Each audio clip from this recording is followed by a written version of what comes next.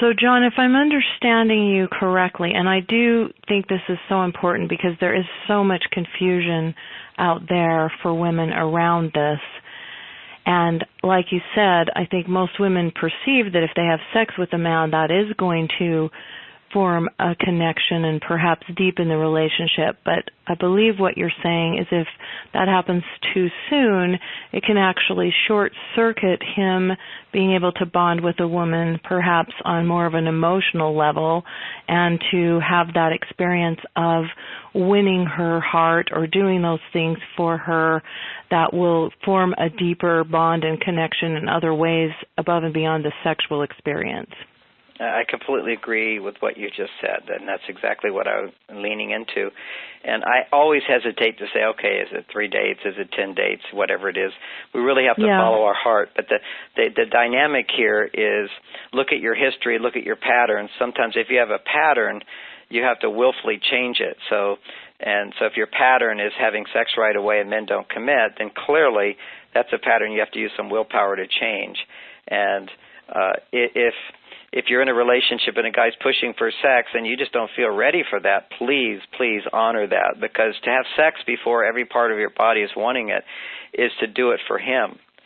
And the confusion there is some women don't know that they're wanting to have sex just to please him and get him. They don't realize that their desire for sex comes from a place of insecurity.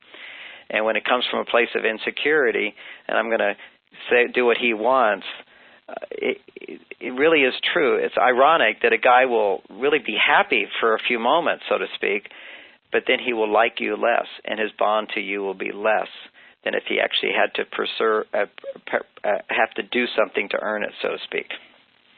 And it's different, and to be quite honest as well, I think as we become older, we become much more mature, so that process can be faster.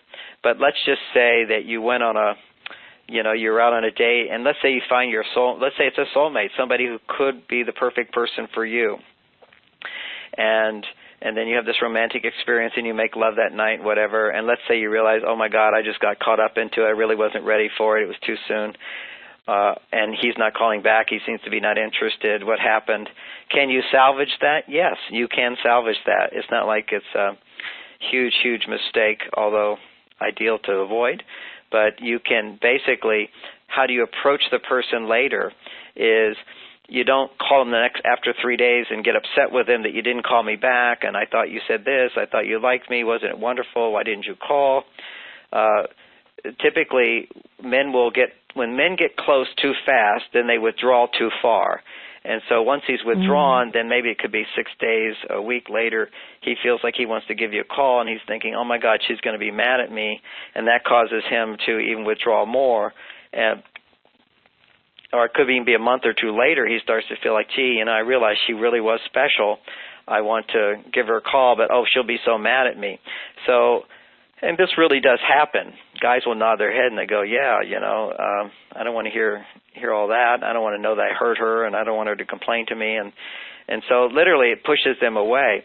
And so what you can do is if you've connected with a guy on a very intimate level and he hasn't contacted you or whatever and you'd like to contact him, you can. There's no rule against it as long as you don't get upset with him and as long as you don't push to see each other again. But what you would do is it's along the same lines of, oh gosh, I was thinking about you, I went to see this movie, it was wonderful, thought we might have lunch together, or maybe we can get together.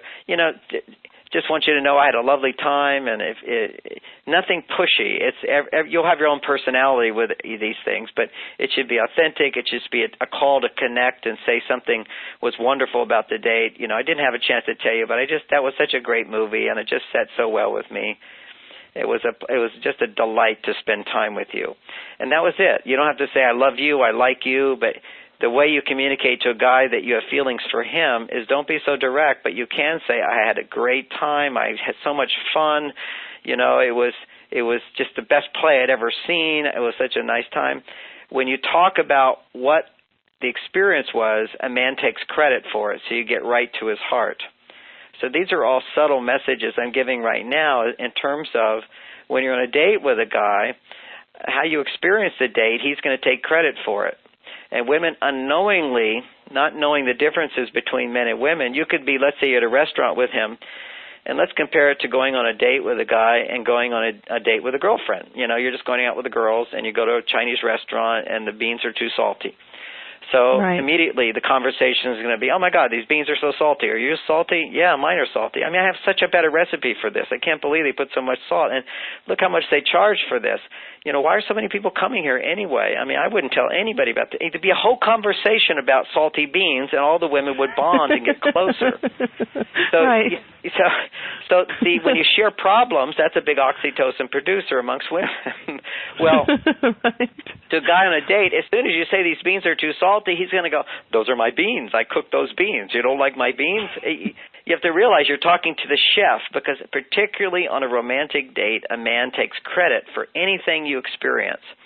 So on a romantic date, this is not life. You don't have to hide yourself in a relationship. But particularly in the dating stage, and if you're married, on the romantic dates, this is a time to only focus on the positive. After all, he's trying to put forth the most positive.